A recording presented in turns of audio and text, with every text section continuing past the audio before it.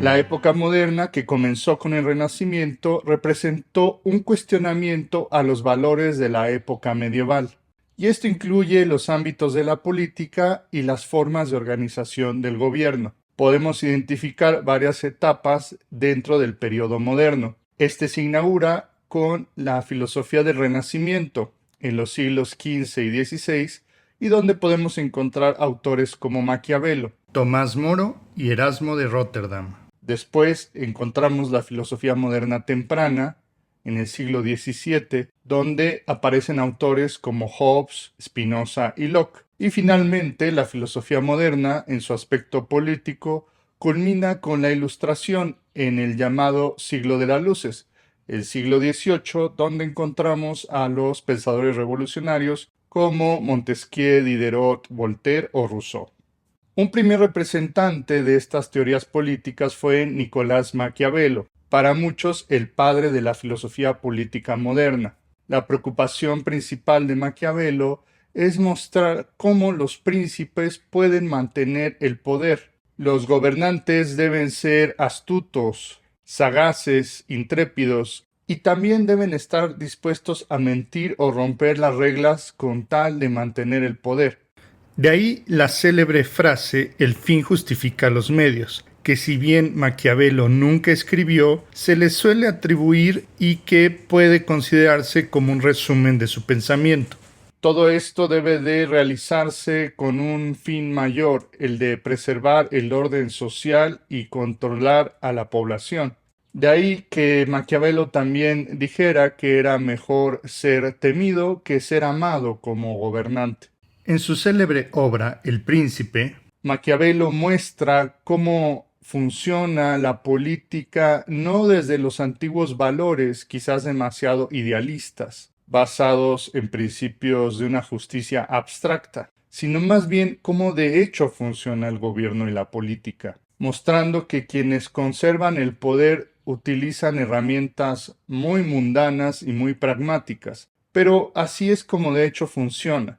No debemos de escandalizarnos por esto, sino entender mejor cómo funciona el gobierno en la vida real para así poder analizarlo mejor. Es por esto que se le considera el padre de la filosofía política moderna, porque se basa en un análisis empírico, es decir, de cómo de hecho suceden las cosas en la realidad, y no como nos gustaría que fueran.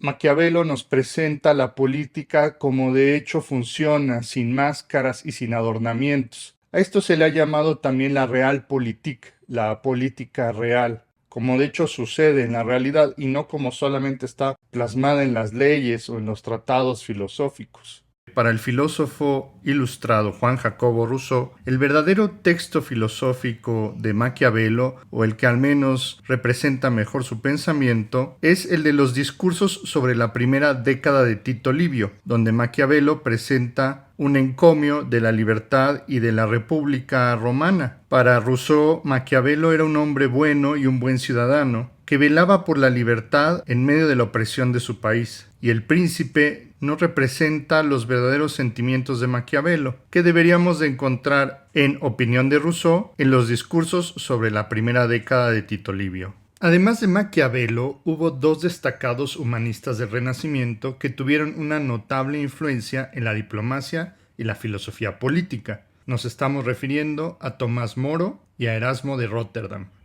Tomás Moro fue un abogado, jurista y teólogo. Su obra principal fue Utopía, que ha dejado un legado perdurable en la filosofía política y social. Moro acuñó el término utopía, que deriva del griego outopos, que significa lugar que no existe. Utopía es una obra literaria que presenta una visión idealizada de una sociedad perfecta. A través de la narrativa de un viaje ficticio a la isla de Utopía, Moro critica la sociedad europea de su tiempo, exponiendo problemas como la corrupción política, la desigualdad social y la falta de justicia. Aunque la sociedad utópica descrita en su obra es irrealizable, Utopía sirve como un medio para reflexionar sobre las deficiencias de la sociedad y explorar ideas para una vida mejor. En esta obra, Tomás Moro critica la estructura social de su tiempo, especialmente la desigualdad económica y la corrupción política. propone educación igualitaria para todos los ciudadanos, algo inaudito para este tiempo, así como un sistema socioeconómico igualitario, criticando la propiedad privada y optando en cambio por la propiedad comunal, buscando que las desigualdades económicas sean minimizadas. Por estas razones, Tomás Moro ha sido considerado un precursor del socialismo utópico. Además de su crítica social y política, Utopía también aborda cuestiones éticas y morales. Moro debate temas como la pena de muerte, la guerra, la religión, la libertad de expresión, lo que convierte a su obra en un estudio profundo sobre moralidad y justicia. Tomás Moro también fue célebre porque se opuso al divorcio de Enrique VIII con Catalina de Aragón, dado que la princesa no había podido producir un hijo varón necesario para la sucesión dinástica de la corona de Inglaterra. Por esta razón, Tomás Moro fue encarcelado y decapitado por órdenes del rey. El divorcio de Enrique VIII trascendería, pues sería el motivo de la separación de Inglaterra de la fe católica, constituyéndose así la religión anglicana, que tiene por cabeza al rey de Inglaterra hasta nuestros días. Tomás Moro se opuso a este cisma religioso o separación de la Iglesia anglicana de Inglaterra, por lo que siglos después la Iglesia católica lo canonizó proclamándolo Santo Tomás Moro.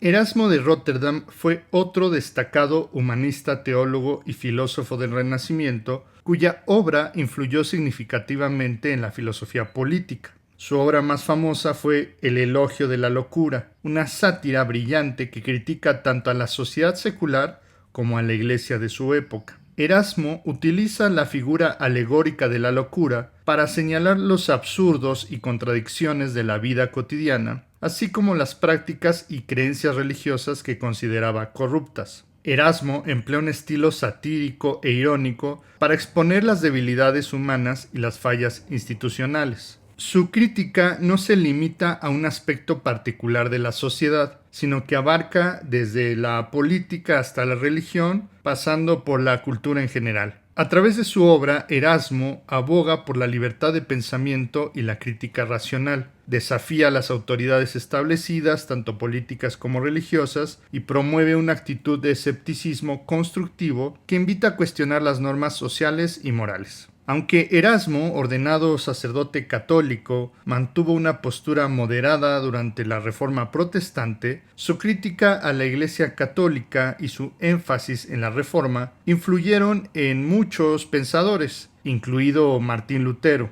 Sin embargo, su rechazo a la violencia y su inclinación hacia la conciliación lo distanciaron de los aspectos más radicales del movimiento reformista. La obra de Erasmo, incluida El elogio de la locura, contribuyó al desarrollo de la filosofía política moderna al promover ideas como la tolerancia, la crítica racional y la separación entre la Iglesia y el Estado. Su enfoque en la reforma interna y la búsqueda de la verdad a través del pensamiento crítico resonó en los posteriores movimientos humanistas y racionales. Cabe destacar que hubo una intensa amistad entre Tomás Moro y Erasmo de Róterdam, que implicaba una fuerte admiración mutua, personal e intelectual. Tomás Moro y Erasmo de Róterdam, junto con Maquiavelo, bien pueden ser considerados los grandes pensadores políticos del Renacimiento. Sin embargo, Maquiavelo no abunda tanto en el funcionamiento propio del gobierno, sino más bien cómo se debe mantener el poder. Encontraremos en los pensadores del siglo XVII un desarrollo de lo que nosotros llamaríamos una teoría del Estado, es decir, cómo de hecho se conforma el gobierno y se relaciona con la población, empezando por Thomas Hobbes. Thomas Hobbes nace en el año de 1588, el mismo año en que el rey Felipe II amenazaba con invadir Inglaterra. Este suceso pasó a la historia como el año de la Armada Invencible, que aterrorizó a los habitantes de las Islas Británicas. Por la amenaza de esta invasión, que de hecho nunca se concretó, Hobbes llegó a decir que su madre llevaba en el vientre a dos gemelos, a él mismo y al terror. Y es que este miedo que sintió la madre de Hobbes sería una constante que se mantendría toda su vida. Hobbes fue testigo de interminables guerras, pestes, hambrunas y atrocidades, y esto va a formar su pensamiento político. Por ejemplo, durante su vida aconteció la terrible Guerra de los 30 años, una guerra religiosa entre católicos y protestantes, pero también la Guerra Civil Inglesa, que fue desastrosa y muy cruenta, y que terminó incluso con la decapitación de un rey, el rey Carlos I. La constante de este periodo en Inglaterra fue de gobiernos muy débiles, y lo que se repetía una y otra vez era un estado de incertidumbre e incluso de anarquía. Esto se manifestó en terribles atrocidades que cometía el ser humano contra sí mismo. De ahí que Hobbes llegara a decir que el hombre es un lobo para el hombre, homo homini lupus, es decir, para Hobbes el ser humano es un ser naturalmente cruento, violento, insaciable, sanguinario. Piensa Hobbes, dada la oportunidad de aniquilarse, los hombres no tendrían reserva en hacerlo. Y esto se traduce en dos hechos naturales. El primero es que la naturaleza ha hecho a los hombres tan iguales en sus facultades corporales y mentales que aun el más débil tiene fuerza suficiente para matar al más fuerte, ya sea por maquinación secreta o en federación con otros hombres. A su vez, la escasez de recursos y la competencia entre los hombres exacerba el conflicto, lo que se manifiesta en un segundo hecho natural para Hobbes, quien nos dice, de la igualdad en las fuerzas en competición se produce la inseguridad y de la inseguridad la guerra. Aquí Hobbes hace un supuesto lógico que lo va a aplicar a la historia. Hobbes piensa que antes de cualquier sociedad civilizada, los seres humanos viven en un llamado estado de naturaleza, es decir, un estado continuo de agresión y violencia de todos contra todos, porque así es como Hobbes piensa que es el ser humano de forma natural. El estado de naturaleza es un estado de guerra de todos contra todos, bellum omnium contra omnes. Se trata de la llamada ley de la selva. Todos se atacan contra todos y el único derecho que existe es el de cada hombre para defenderse con los mejores medios que tenga o de lo contrario enfrentar la muerte. A esto Hobbes le llamará la primera ley del movimiento, que él formula de la siguiente manera. Los escritores llaman comúnmente lo natural o el derecho natural a la libertad que cada hombre tiene de usar su propio poder como él quiera para la preservación de su propia naturaleza, es decir, de su propia vida. Forjado por el conflicto y las guerras, la única verdadera naturaleza humana es la violencia y la capacidad de autodefenderse, y este sería el único derecho natural. Esto es bien distinto de lo que pensaban los medievales, quienes creían que Dios había incorporado ciertos principios morales y éticos en el alma de cada ser humano. O también es bastante distinto de lo que pensaba Aristóteles, por ejemplo, quien pensaba que el ser humano era un ser inherentemente social. O como Platón, que pensaba también que los seres humanos formaban comunidades de forma espontánea y natural. Todo esto es ajeno a Hobbes. Para Hobbes el ser humano es egoísta, individualista y solo quiere preservar lo suyo. No hay ninguna ley que esté inscrita en el corazón humano, salvo la violencia, y el único derecho es la autopreservación.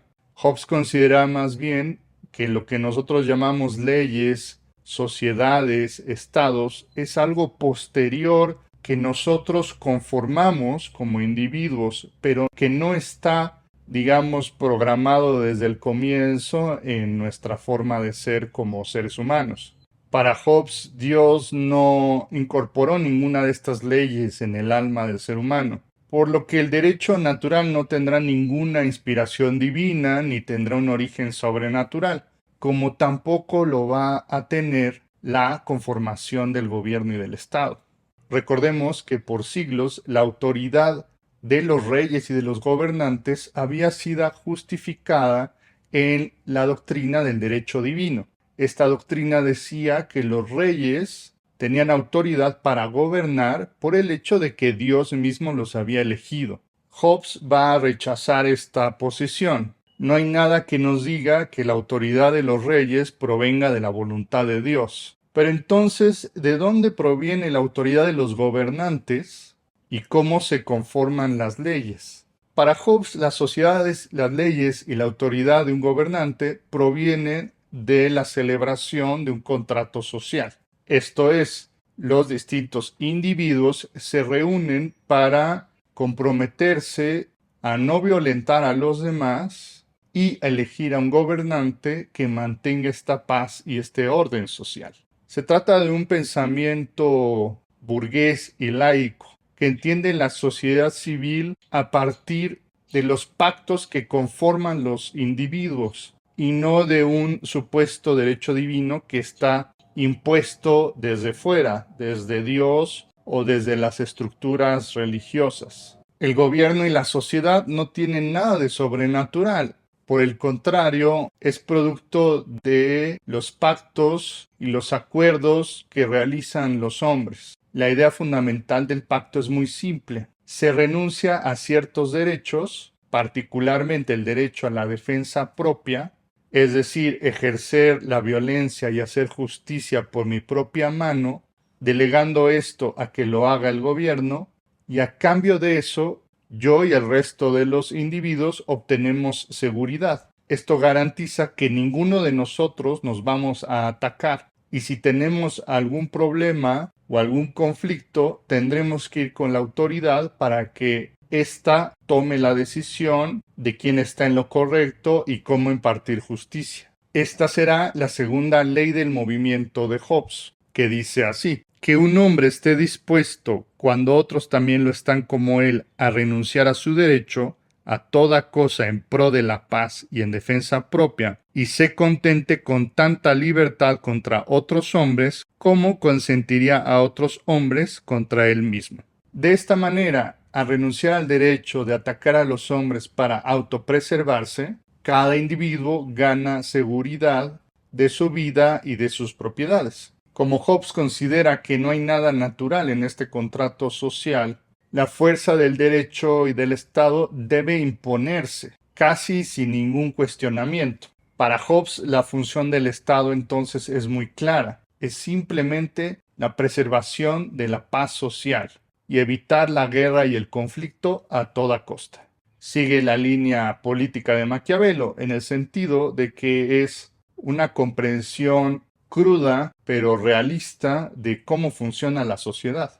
Una vez que se ha firmado el pacto social, no hay marcha atrás. Nadie puede salirse de él, pues esto implicaría que cada uno de los individuos empezaría a actuar nuevamente como le place.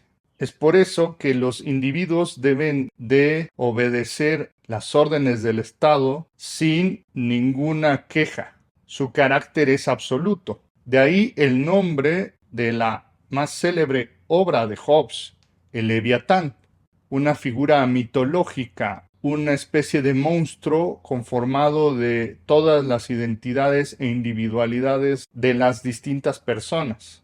El Leviatán tiene un poder absoluto y no debemos cuestionarlo, pues en el momento en que alguien lo hace, corremos el riesgo de volver al estado de guerra y al estado de naturaleza. Es tal el terror que Hobbes siente por la anarquía que es preferible obedecer incluso los designios de un poder absoluto, a veces tiránico, pero que siempre será el menor de los males. Si la postura de Hobbes nos parece tan radical e incluso diríamos totalitaria, esto se debe a que él considera la alternativa mucho peor. El Estado debe de ser absoluto en todos los ámbitos, no solo en el terreno civil. Hobbes incluso considera que también en el ámbito religioso. El título de su obra así lo señala, titulado El Leviatán o la materia, forma y poder de una república eclesiástica y civil. Hobbes considera que si el Estado debe de reunir ambos ámbitos, esto es para evitar que cualquier poder externo intervenga. En la misma cabeza del Estado deben estar reunidos los dos poderes. Esta consideración es algo que nos puede sonar muy ajenas en el siglo XXI, donde es común la separación entre iglesia y Estado. Pero si seguimos con la lógica de Hobbes de evitar el conflicto a toda costa, y recordamos que él atestiguó muchas guerras que tenían como motivo principal la diferencia religiosa, su solución entonces tiene lógica en el contexto de su época. Para evitar la guerra religiosa, simplemente eliminamos las diferencias. Si el poder del Estado reúne el poder civil y el religioso, esto prevendría de cualquier conato de discordia entre los individuos, al menos en el ámbito religioso. Recordemos que en la época de Hobbes ya había un antecedente de que esto podía ser pragmático. El rey Enrique VIII se había separado de la Iglesia Católica y había fundado su propia religión, colocándose a él mismo como la cabeza de la Iglesia anglicana. En este caso, el soberano era el jefe del ámbito civil, pero también del religioso.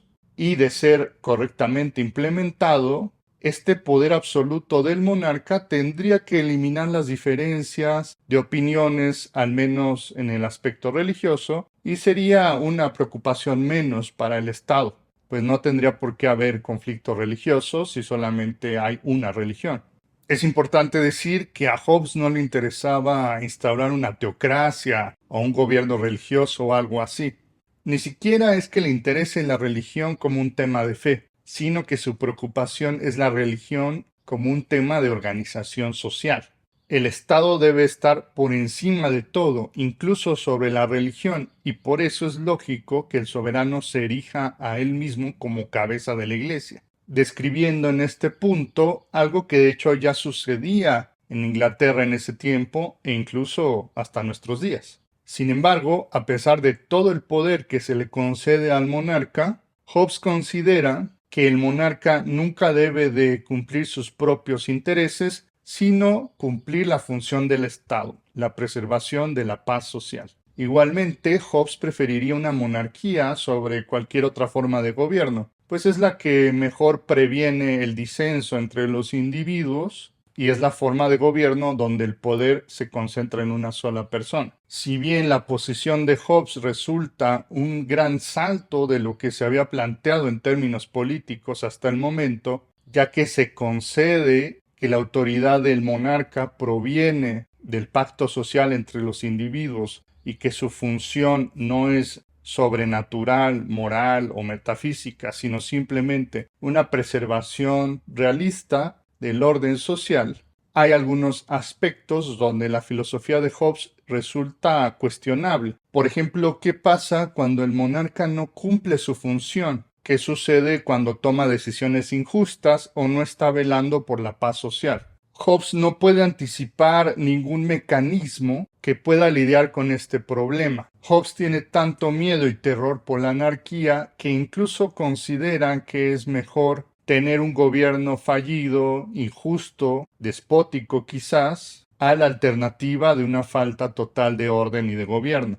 Por eso Hobbes considera que no sería lícito que los individuos rompan el pacto social o que se rebelen contra el monarca, sino que en este caso la mejor alternativa es resistir la vida del monarca y esperar a que llegue otro mejor acaso. Este problema será atendido por otros pensadores que fueron influenciados por el pensamiento de Hobbes. Uno de estos pensadores fue Baruch Spinoza, de quien ya tuvimos la oportunidad de hablar en un video anterior. Spinoza admitirá con Hobbes que el origen de la sociedad y del gobierno proviene del contrato, que él va a llamar pacto o pactus. Sin embargo, Spinoza va a distanciarse de Hobbes en este hecho particular. Siguiendo con su doctrina del conato, que ya revisamos anteriormente, Spinoza considera que sí hay una ley de la naturaleza, más allá de la propia preservación, como pensaba Hobbes. Cada individuo, no solo los seres humanos, sino todas las cosas que existen en la realidad, aspiran a su mayor potencialidad, a preservarse y, si les es posible, autoconservarse.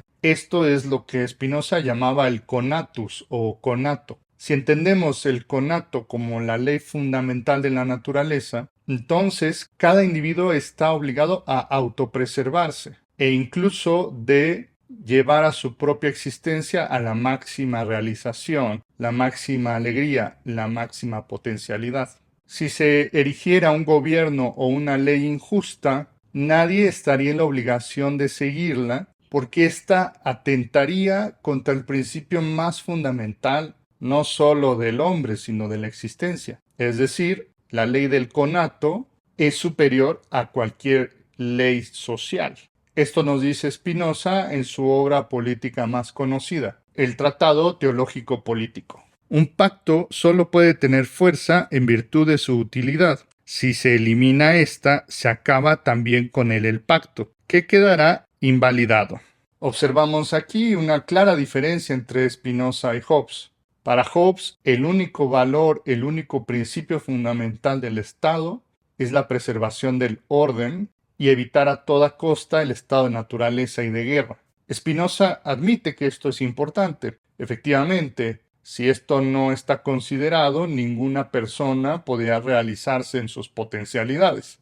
Pero no es suficiente, no es lo único que el Estado debe de hacer. El Estado debe ser también útil para los individuos que se adscriben a ese contrato. Y si el Estado no puede garantizar que los individuos se realicen en todas sus potencialidades, es decir, que les sea útil, entonces los individuos no tienen ninguna obligación con ese Estado. Es decir, Spinoza estaría agregando una segunda función del Estado, no solo la preservación del orden social, sino también garantizar la utilidad, o nosotros diríamos el bienestar de los individuos. Spinoza considera que los individuos no nada más celebran el pacto social para evitar el estado de naturaleza y reunidos por el miedo a los otros, sino que también, y quizás más importante, para Spinoza el Estado es una unión de esfuerzos. Dirá Spinoza, el fin del Estado es la libertad, y esto implicaría que los individuos podrían realizarse mejor en comunidad de lo que lo harían en solitario.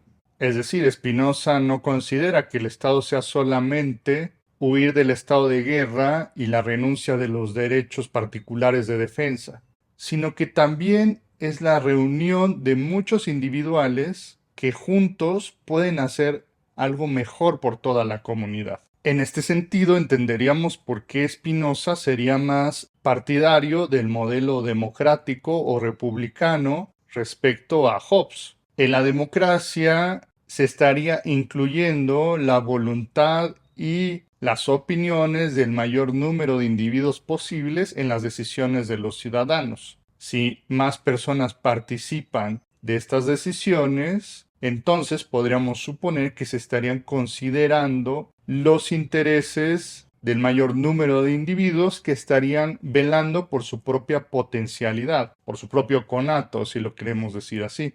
Spinoza no considera que el Estado sea simplemente un policía o gendarme que está velando solamente porque los otros no se estén agrediendo, sino que también debe ser considerado un campo fértil donde todos los individuos puedan realizarse y explotar sus potencialidades. Así entendemos por qué Spinoza considerará ciertos derechos que Hobbes simplemente rechazaba. Por ejemplo, Spinoza piensa que el Estado también debe de velar por ciertos derechos como la libertad de expresión, la libertad de pensamiento e incluso la tolerancia religiosa, un concepto demasiado nuevo para esta época. En la medida de que los individuos puedan expresar su propio interés y sus propias formas de vida, pues estarán realizando mejor sus potencialidades. Spinoza se opondría a una única religión estatal, porque esto no garantizaría la libre expresión de los individuos, ni que lleguen a realizarse de forma particular.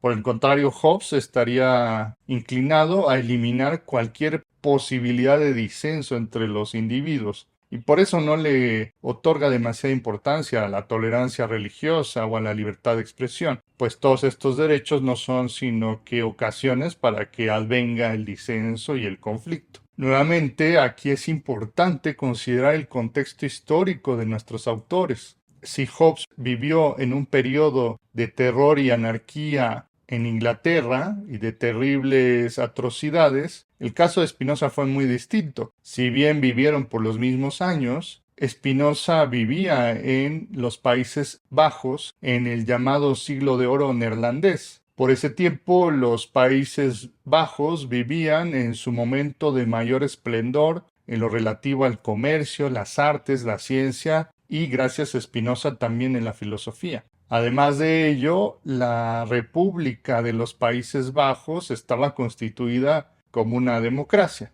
o bueno, al menos en una democracia de ese tiempo donde podían participar ciertos ciudadanos privilegiados con propiedades y con ciertos derechos políticos. Pero democracia, a fin de cuentas, que en esa época era toda una novedad. Igualmente, los Países Bajos eran bastante tolerantes para la época. Por eso es que podían permitirse recibir personas de otros países y de distintos credos, razón por la cual la familia de Spinoza, judía, pudo haber emigrado de la península ibérica apenas unas generaciones atrás. Esta tolerancia civil, política y religiosa fue algo que contribuyó a la grandeza de los Países Bajos, atrayendo talentos, promoviendo el comercio y la libertad de expresión. Y podemos observar cómo la filosofía de Spinoza se enriqueció de este pensamiento. La experiencia histórica de Spinoza es diametralmente opuesta a la experiencia de Hobbes, y en lugar de haber atestiguado tantas guerras y atrocidades, vivió una época de oro. Esto explica por qué Spinoza sería más tolerante respecto a una democracia, de concederle tantos derechos civiles a los individuos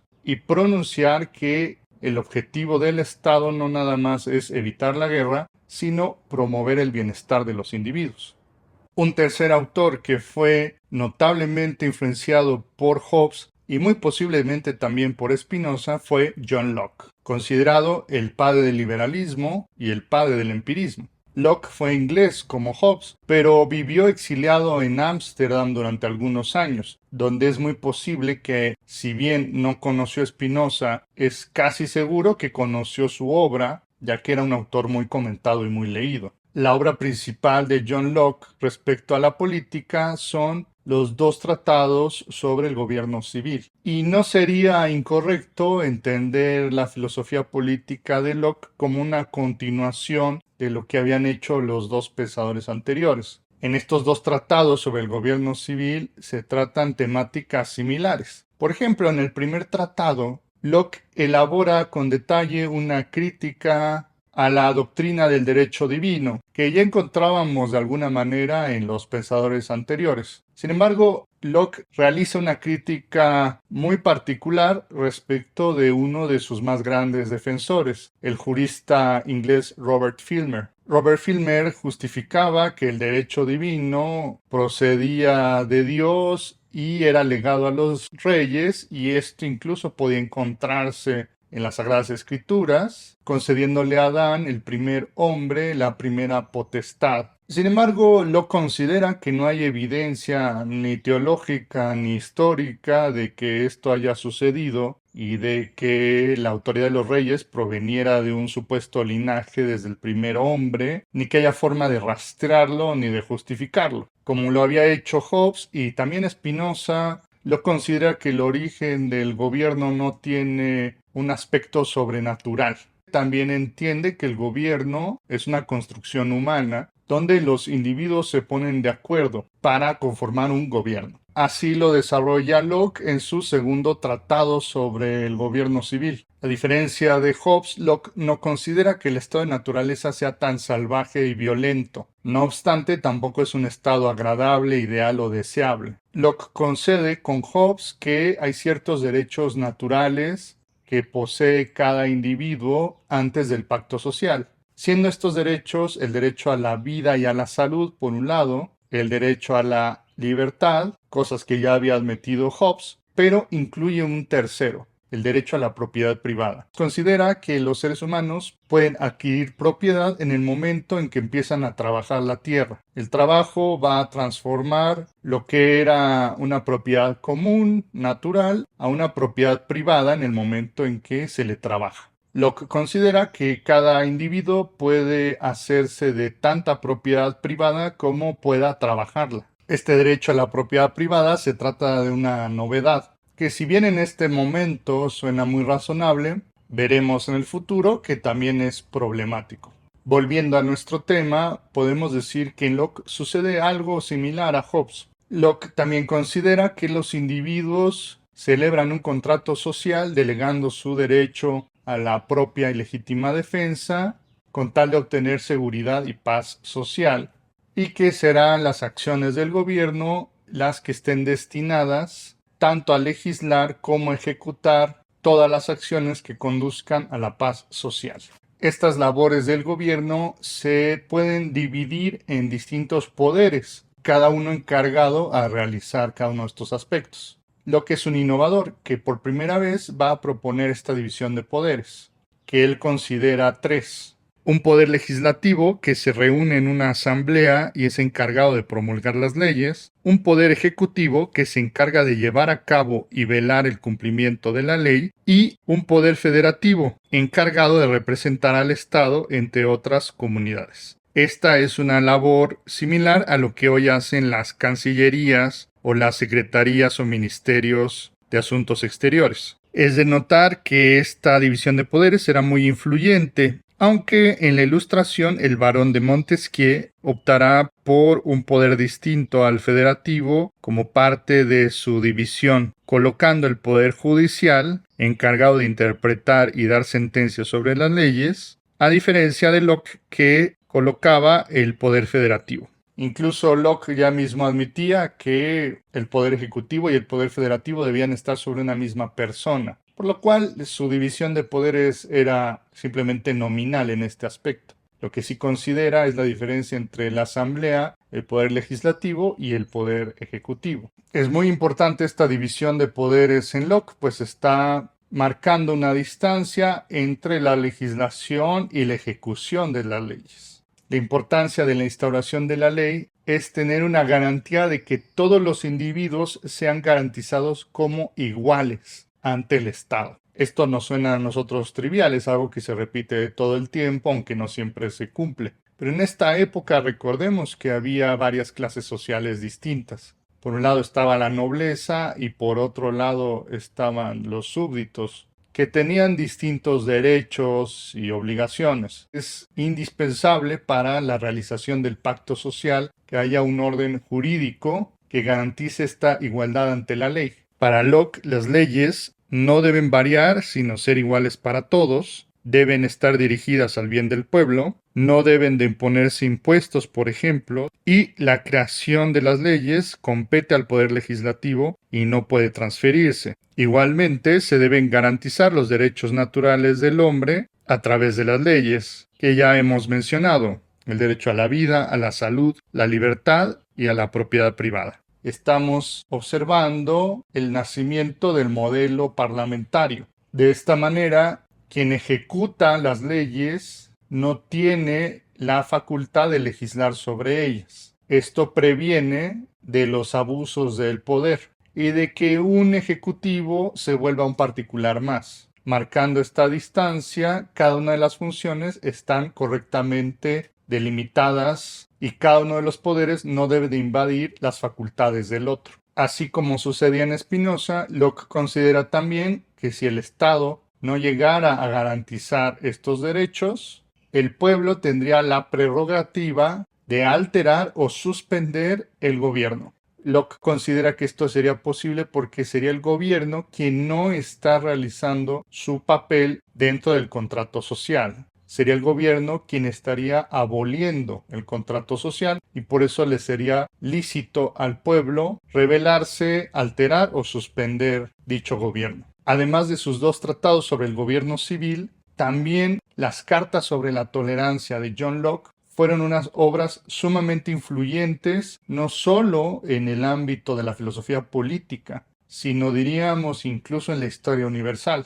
Locke, junto con Spinoza, considera que la uniformidad religiosa no es ninguna garantía para la paz social, y en cambio piensa que la diversidad y la tolerancia permiten mejor el desarrollo de los individuos e incluso el bienestar de todos los particulares. Nuevamente, el contexto histórico nos brinda mucha perspectiva de por qué hay una diferencia entre los planteamientos de estos autores. Decíamos que Hobbes había vivido una época de crisis y de guerra, Spinoza en el esplendor del siglo de oro neerlandés, y Locke vivirá sus años de desarrollo intelectual durante los años de la restauración de la monarquía inglesa. Después de la tremenda guerra civil que vivieron los ingleses y que el rey Carlos I hubiera sido ejecutado, se erigió un gobierno parlamentario comisionado a Oliver Cromwell, un régimen muy austero que solo duró algunos años. Y después de este tiempo se restauró la monarquía, primero con el rey Carlos II y después con el rey Jacobo o James II. Estos dos reyes tenían ciertas tendencias absolutistas y autoritarias, particularmente el segundo,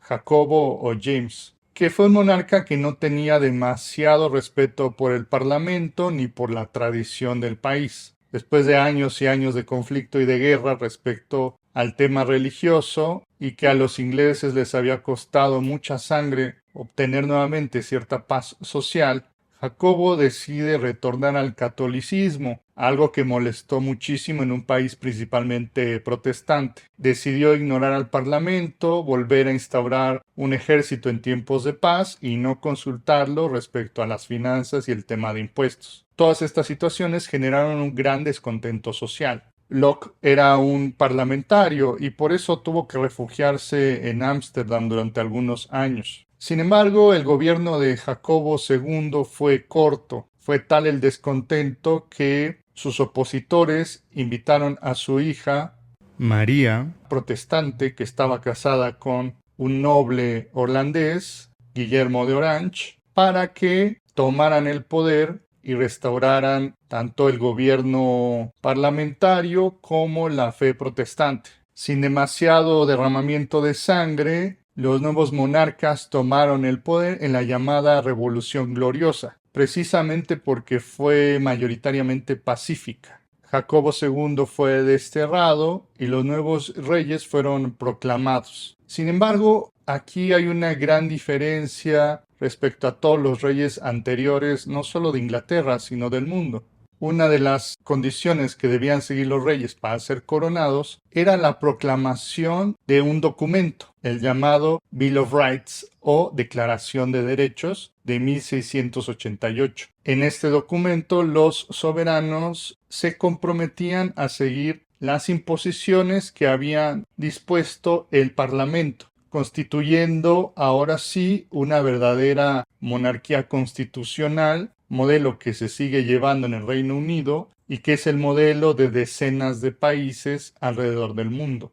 Las obligaciones que están dispuestas en la Declaración de Derechos son que el rey no puede crear o eliminar impuestos sin el consentimiento del Parlamento, no puede cobrar dinero para su uso personal, reclutar un ejército en tiempos de paz, debe garantizar la elección libre de los miembros del Parlamento, no debe de obstaculizar o negar la autoridad del Parlamento y debe garantizar que el Parlamento se reúna con frecuencia. La Declaración de Derechos limita de forma considerable el poder de los soberanos y va a ser una primera instancia donde los reyes van a perder muchas prerrogativas políticas. Con el paso del tiempo, incluso el papel del soberano va a ser marginalizado en el Reino Unido, ocupando simplemente una posición simbólica, pero importante para ellos. Este marco jurídico fue muy importante para Inglaterra, pues garantizó que ya no hubiera guerras entre ellos. La Declaración de Derechos es uno de los documentos fundacionales de la monarquía constitucional. Este marco jurídico garantizó que ya no hubiera guerras intestinas en el reino. Esta estabilidad política le permitió al Reino Unido consolidarse política, comercial y militarmente mucho antes que otras potencias europeas, dándole mucha ventaja para expandirse y eventualmente consolidarse en el temible Imperio Británico. No solo fue promulgada la Declaración de Derechos por estos años, sino también el Acta de Tolerancia, que le concedía libertad de culto a las diferentes denominaciones religiosas. No es una coincidencia que estos documentos tengan tantas similitudes con el pensamiento de John Locke. Locke fue sumamente influyente en su tiempo, y esto fue reflejado no solamente en tratados políticos y opiniones filosóficas olvidadas en algunos libros, sino como una auténtica realización histórica. La Declaración de Derechos fue un verdadero triunfo del parlamentarismo y constituyó de forma literal una auténtica realización de lo que antes se había nombrado abstractamente como un pacto social. A partir de entonces, los privilegios y los derechos de los reyes ingleses van a ser limitados y se va a imponer por primera vez un Estado de Derecho garantizado por leyes y por el acuerdo común de los ciudadanos y de unos soberanos que simplemente dan la venia y a la postre velarán simbólicamente sobre esa unión y paz social. John Locke fue sumamente influyente en el modelo de la monarquía constitucional, pero un siglo después también los padres fundadores de los Estados Unidos habrán de inspirarse enormemente para redactar la Declaración de Independencia de los Estados Unidos en el pensamiento de John Locke, por lo que Locke puede ser considerado uno de los autores filosóficos y políticos más influyentes de todos los tiempos, influyendo tanto en el modelo de la monarquía parlamentaria como de la república presidencialista, que también es un modelo que se sigue en muchísimos países, incluyendo la gran mayoría de los países latinoamericanos. Las obras de Hobbes, Spinoza y Locke fueron fundamentales para entender no solo el origen del Estado moderno, sino también el desarrollo de las distintas naciones y de la historia universal, cómo habrá de desembocar un siglo después en el movimiento político de la Ilustración, cuyos efectos sentimos hasta nuestros días. Es importante entender estos autores no solo en la forma en que redactaban sus ideas y en la comprensión de sus conceptos, sino sobre todo en el impacto que tuvieron en la realidad histórica de los países. La obra de estos autores está íntimamente interconectada, y a pesar de sus diferencias podemos apreciar ciertas constantes en la línea de sus pensamientos. A modo de conclusión y de resumen final, recordemos que para Hobbes el fin del Estado es preservar el orden a toda costa y evitar el estado de naturaleza. Esto sería favorecido por una monarquía absolutista, tal como el Leviatán que él describe en su obra. Spinoza considera que el fin del Estado no es simplemente preservar el orden social. También el Estado debe ser útil para que los individuos se realicen en sus particularidades y en sus intereses. Para esto piensa que la forma de gobierno ideal es la república democrática, tal como sucedía en los Países Bajos de su tiempo. Finalmente, Locke considera que el Estado debe garantizar los derechos naturales, entre los cuales se encuentra la vida, la salud, la libertad y la propiedad privada. Esto puede realizarse a través de la monarquía parlamentaria o constitucional, y su obra fue influyente de manera importante en la realización de esto. En el transcurso de su propia vida, Locke pudo observar cómo sus ideas fueron influyentes en la Declaración de Derechos de 1688, que consolidaron el modelo que él mismo proponía en las leyes de su país. Como recomendaciones bibliográficas tenemos, como fuentes primarias, El Príncipe de Maquiavelo, así como los discursos sobre la primera década de Tito Livio, de Tomás Moro, Utopía, y de Erasmo de Róterdam, Elogio de la locura. De Hobbes, El Leviatán o la materia, forma y poder de una república eclesiástica y civil. De Spinoza tenemos el Tratado Teológico Político y el Tratado Político que no pudo terminar en su vida. Y de John Locke tenemos dos ensayos sobre el gobierno civil y cartas sobre la tolerancia. Como bibliografía secundaria tenemos Maquiavelo y nosotros de Luis Althusser, Spinoza y la política de Balibar, Empirismo e ilustración inglesa de Hobbes a Hume de García Borrón, de Gramsci, Notas sobre Maquiavelo, sobre la política y sobre el Estado moderno. Un interesante artículo, aunque solamente está disponible en inglés, es el de Clever, Locke's Disguised Spinozism, donde se discute las influencias veladas y no veladas que Spinoza tuvo sobre el pensamiento de Locke. Y de Tonis tenemos Hobbes, Vida y Doctrina.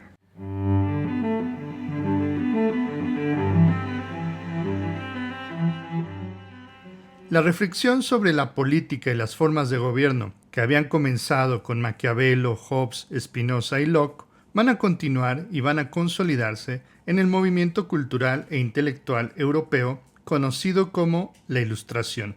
Este periodo se desarrolló en el llamado Siglo de las Luces, el siglo XVIII, a lo largo de toda Europa, pero notablemente en Francia. Pero, ¿qué es la Ilustración? Immanuel Kant respondió a esta pregunta en un ensayo del mismo título. Dice Kant: la Ilustración es la salida del hombre de la minoría de edad de la cual él mismo es culpable. La minoría de edad radica en la incapacidad de servirse del propio entendimiento sin la dirección de otro. La causa de esta minoría de edad no es la falta de inteligencia, sino la falta de decisión o de valor para pensar sin ayuda ajena. Sapere aude, atrévete a saber. He aquí el lema de la Ilustración. En este ensayo, Kant argumenta que la mayoría de las personas se contentan con seguir las instrucciones de las autoridades, ya sea de la Iglesia o de las monarquías. Existe una dificultad en salir de esta vida inmadura porque pensar por uno mismo implica bastante incomodidad. Sin embargo, si cultivamos nuestras mentes y el espíritu crítico, es posible salir de esta minoría de edad mental. Esto, que escribió Kant hace más de 200 años, sigue siendo tan verdadero para su tiempo como para el nuestro. Si bien la Ilustración tuvo su auge político en Francia y acaso filosófico en Alemania, su origen es inglés. Fue en Inglaterra que comenzaron los grandes cambios políticos que llevaron a este país de una monarquía absolutista hasta una monarquía parlamentaria. Gracias a los documentos del Bill of Rights, la Declaración de Derechos y el Acto de Tolerancia de 1689, se garantizaban ciertos derechos fundamentales, pero sobre todo que los reyes estaban sometidos al poder de las leyes y, por lo tanto, los reyes ya no podían tomar decisiones arbitrarias ni a su antojo. A partir de entonces, en Inglaterra ya se podía opinar abiertamente en el Parlamento y se garantizaba también la libertad de culto a ciertas denominaciones religiosas gracias al cobijo de estas nuevas leyes. Si este era el escenario que se respiraba en las Islas Británicas, el escenario en el continente era muy distinto. Las naciones europeas continentales estaban gobernadas por monarquías absolutas, donde el rey tomaba todas las decisiones sin contrapesos y usualmente solo se toleraba una religión, que era también la religión de Estado. El caso más paradigmático de absolutismo monárquico aconteció en Francia con el rey Luis XIV, el rey Sol, al que se le atribuye la frase «L'État c'est moi», el Estado soy yo. Se decía que toda la corte real y toda Francia giraba en torno al rey, como lo hacen los planetas alrededor del astro rey, y por esta razón se le conoció a Luis XIV como el Rey Sol.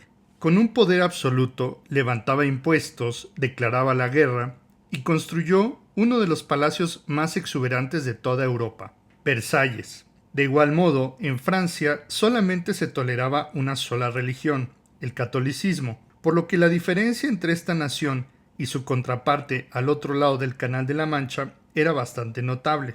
Mientras que en Francia regía una monarquía absoluta, había un único poder que era el rey, la autoridad del mismo provenía de Dios a través de la teoría del derecho divino y había una única religión, en Inglaterra se contaba con una monarquía parlamentaria. Los poderes estaban separados, había un derecho constitucional que provenía de las leyes y se había garantizado la tolerancia religiosa. El poder absoluto de los reyes estaba justificado en la doctrina del derecho divino, que dictaba que los monarcas reciben su autoridad directamente de Dios y, por lo tanto, su poder no está sujeto a la voluntad del pueblo ni a ninguna autoridad terrenal. El poder absoluto de los reyes permitió grandes injusticias. Mientras el pueblo no tenía qué comer por la alta tasa tributaria, los reyes vivían en suntuosos palacios y costeaban onerosas guerras. Es en este contexto que aparecen los filósofos ilustrados, como críticos del poder absoluto, que señalaban como arbitrario, así como la religión, que calificaban de supersticiosa y de las viejas tradiciones que les parecían irracionales. Uno de los filósofos más reconocidos de su tiempo fue François-Marie Arouet, mejor conocido como Voltaire.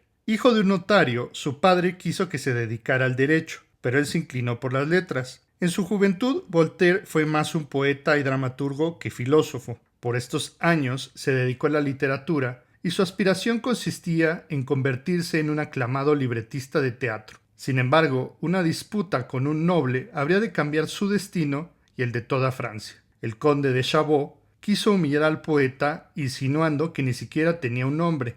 ¿Arouet? ¿Voltaire? Finalmente, ¿cuál es tu nombre?, le dijo. A lo que el pensador le respondió: Voltaire, así comienza mi nombre y aquí terminas el tuyo, insinuando que el conde solo tenía una alta posición por su abolengo. El pleito terminó en una paliza que le propinaron a Voltaire los allegados del conde, y con el intelectual refundido en la cárcel de la Bastilla. Voltaire solicitó un duelo con el noble, pero los plebeyos no son considerados dignos de honor y por eso se le rechazó. Además de ello, el rey ejecutó una orden expresa a Voltaire, con la cual él se vio exiliado y terminó en Inglaterra.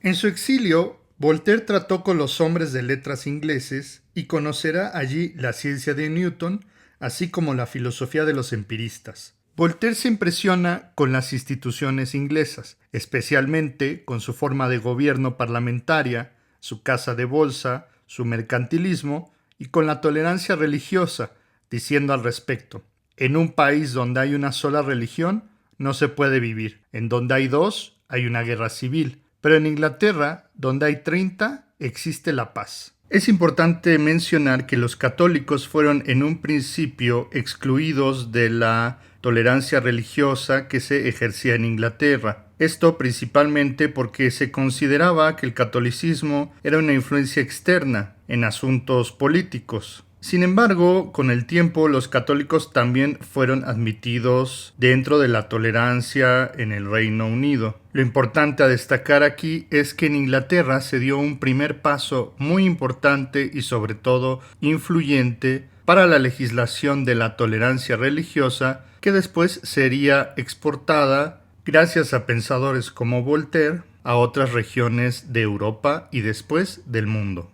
Voltaire se convertiría en uno de los grandes defensores de la tolerancia, tal y como lo reflejó en su obra bastante célebre y una de las más conocidas, Tratado sobre la Tolerancia. En esta obra, Voltaire invita a la tolerancia entre las religiones, atacando con dureza todo fanatismo religioso. Esta obra se volvió sumamente popular en París y en Europa. El libro sería prohibido por la Iglesia Católica y sería incluido en su índice de libros prohibidos. El ambiente de tolerancia intelectual y religiosa en Inglaterra debió haber impresionado muchísimo a Voltaire, y tras 3 años, Voltaire regresa a Francia con la encomienda de combatir la hidra doble del fanatismo y la superstición. Voltaire regresaba como un hombre nuevo, no solo como el literato que quería dedicarse a las bellas artes, sino como un filósofo que, más allá de escribir teoría dedicada solo para unos cuantos, buscaba popularizar el pensamiento y dar a conocer lo que se vivía en Inglaterra. Es en este periodo que escribe sus cartas filosóficas, también conocidas como las cartas inglesas. Su obra es un recuento de las costumbres y los descubrimientos hechos por los ingleses con la intención de importar las mejores ideas a Francia. En estas cartas, Voltaire habla sobre las diferentes religiones que se profesaban en Inglaterra, como los cuáqueros, anglicanos, presbíteros y socianos, a diferencia de Francia, donde solo se podía practicar el catolicismo. También habla del sistema político inglés y la independencia del Parlamento y las Cortes. Reconoce que la reciente estabilidad de los ingleses se debe a su sistema comercial y alude que los hombres de negocio contribuyen mucho más a la felicidad del mundo que los nobles. De forma notable, Voltaire alaba la práctica de la inoculación, una primera forma de vacunación que practicaban los ingleses contra la viruela y de la cual se desconfiaba en el continente europeo. Así, Voltaire apostaba por la evidencia y por la razón, observando los resultados que se obtenían de la vacunación, y opinaba que se debería de retomar esta práctica en Europa por sus resultados. Igualmente, Voltaire da a conocer la obra de Francis Bacon, padre de la filosofía experimental, así como el empirismo de John Locke y la ciencia astronómica de Isaac Newton. Las cartas inglesas fueron recibidas con escándalo, censurada y sus copias quemadas, convirtiendo a Voltaire en un pensador proscrito. No obstante, el astuto Voltaire logró salir bien librado de esta situación. Primero, porque logró hacerse una fortuna que le serviría para vivir cómodamente el resto de su vida. Con la ayuda del matemático Condamine, encontraron un defecto en la lotería francesa, adquiriendo bonos baratos y luego invirtiendo sus ganancias en diversos negocios. Para evitar el arresto, Voltaire logró refugiarse en el castillo de Cirey con Émile de Châtelet. Allí ambos tuvieron una relación tanto romántica como intelectual. Émile era además una intelectual de propio derecho, instruida en ciencias y artes, al punto que hizo la traducción de la magna obra de Newton al francés con anotaciones y comentarios, la Philosophia Naturalis Principia Mathematica, o los principios matemáticos de la filosofía natural. A cambio del pago de su renta, Voltaire restauró el castillo y formó una amplia biblioteca, permaneciendo en Cirey durante 10 años. El fruto de esta estancia fue la obra Elementos de la filosofía de Newton, donde Voltaire logró presentar a un gran público la propuesta newtoniana de forma sencilla, lo cual muestra que el mérito de un gran filósofo no radica solamente en la producción de ideas originales, sino también en la comunicación de ideas a no especialistas. De hecho, la célebre historia de la manzana de Newton es en realidad un ejemplo plasmado por Voltaire para ejemplificar su teoría de la gravedad. La profundidad y a la vez sencillez de Voltaire y su conocimiento de la ciencia hizo decir a uno de sus biógrafos: Voltaire dejó Francia como un poeta y regresó como un sabio. El trabajo de Voltaire provocó que se granjeara dos clases de enemigos. Por un lado, los conservadores y defensores del absolutismo, que veían mal la importación de las ideas liberales inglesas a Francia y que juzgaban la vida licenciosa que tenía Voltaire. Hay que decir que Émile de Châtelet, su amante, ya estaba casada y formaba un triángulo romántico con Voltaire sin que a ninguno de los tres les importara demasiado. Y a lo largo de su vida, Voltaire tuvo muchas consortes. Pero también Voltaire se enemistó con los cartesianos, pues la física de Newton no era compatible con la propuesta de Descartes, que había pretendido dar una explicación del mundo físico a partir de una metodología puramente racional. En cambio, la nueva física de Newton partía de la observación empírica de la naturaleza, utilizando los sentidos y promulgando sus leyes del movimiento mecánico de los planetas, que es el modelo astronómico que hasta nuestros días se sigue sosteniendo. Voltaire defendió con sus escritos y cartas el pensamiento de Newton, hasta que al cabo de la aparición definitiva de los elementos de la filosofía de Newton, la percepción pública había cambiado, reconociendo la labor de Voltaire y Émile en la Academia Francesa y rechazando así el cartesianismo, al menos en su aspecto científico. Así, Voltaire fue recibido en el seno de las Cortes Europeas, declarado historiógrafo real de Francia, invitado a participar en las tertulias del monarca ilustrado Federico II el Grande de Prusia, en su palacio de Potsdam en Berlín. La reputación de Voltaire había sido restituida en todos los sentidos, y hubiera podido haber gozado de los favores de los nobles por el resto de sus días. Sin embargo, una situación personal e intelectual habría de restituir a Voltaire a su condición de polemista. Durante su estancia en Berlín, se enemistó con el presidente de la Real Academia Prusiana de Ciencias, el matemático Pierre-Louis Maupertuis. Maupertuis defendió la obra de Newton como lo hizo Voltaire, pero pretendía armonizarlo con el pensamiento de Leibniz. Voltaire, que ya había librado una batalla intelectual contra el racionalismo de Descartes, no estaba dispuesto a que la obra de otro racionalista como Leibniz fuera a ser comparada y confundida con la ciencia física de Newton. Con su clásico estilo irónico y mordaz, Voltaire presentó a Maupertuis como un bufón despótico, lo que le valió la expulsión de la Academia Prusiana. Este pasaje muestra la compleja relación que Voltaire y muchos intelectuales ilustrados tuvieron con el poder. Por un lado, su inteligencia e ingenio le hacía muy solicitado por los gobernantes, pero por el otro, no era posible que Voltaire acallara su propio espíritu crítico. La segunda mitad del siglo XVIII se caracterizó por la aparición de una serie de monarcas como Carlos III de España, Federico II de Prusia o Catalina la Grande de Rusia, que buscaron implementar reformas basados en los principios ilustrados. A esta tendencia en las cortes europeas se le conoció como despotismo ilustrado. Inspirados en las nuevas ideas filosóficas, estos gobiernos buscaron implementar principios racionales para el mejoramiento de las condiciones de sus naciones, aunque no siempre por las razones más altruistas. Por un lado, la competencia con otras naciones y por otro lado, la perpetuación en el poder a través de la estabilidad política y la mejora de la eficiencia gubernamental motivaron a los nuevos reyes ilustrados a adoptar estas medidas progresistas, más que, por ejemplo, velar por la inmediata preocupación de las necesidades de su población. Esto se resume en el lema "todo para el pueblo, pero sin el pueblo", que da cuenta de un paternalismo propio de este absolutismo ilustrado. Los monarcas tomaban todas las decisiones de la población, pensando en ellos, pero sin consultarles. Se creía que la gente de a pie no tiene la capacidad de tomar decisiones adecuadas. Solo los benévolos reyes y sus consejeros ilustrados podrían saber qué era lo mejor para el pueblo. El problema radicaba en que por más racionales que fueran las medidas que implementaran estos gobiernos, la fundamentación última de la autoridad de los reyes seguía recayendo en las doctrinas del derecho divino, que se justificaban diciendo que Dios había elegido a una persona como rey y esto no tiene nada de racional. Los intelectuales ilustrados como Voltaire tenían la opción de gozar de los favores de las cortes toda vez que limitaran su crítica al poder o bien volverse abiertamente críticos con el riesgo de ser proscritos políticos, exiliados o incluso ejecutados. El incidente con Maupertuis sirvió para que Voltaire se alejara definitivamente de la corte prusiana. De Berlín, Voltaire pasó a Ginebra, donde también incomodó a los calvinistas, y de ahí a un pequeño pueblo en Francia, pero cerca a Suiza, para poder escapar de un país a otro cuando lo persiguieran.